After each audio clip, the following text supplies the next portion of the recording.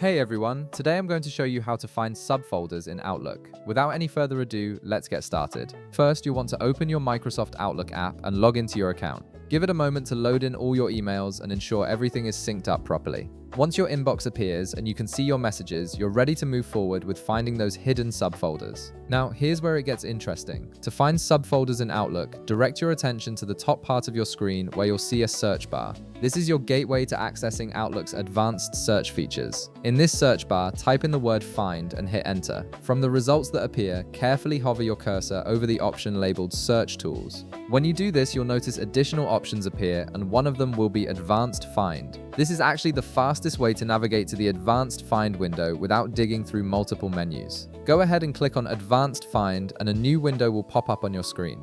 Within this Advanced Find window, you'll see several options and buttons. The key to revealing and finding your subfolders in Outlook is simple. Look for and click on the Browse button. This is crucial because clicking Browse opens up a complete folder directory that shows everything organized under your Outlook app. Once this folder directory appears, you'll see your main folders listed, but many of them will have subfolders nested underneath that aren't immediately visible. To reveal these hidden subfolders, look for the Expand button next to each folder. This is typically represented by a small right-pointing arrow or a plus sign icon. Click on this Expand button and it will open up the folder structure, allowing you to view all subfolders contained within.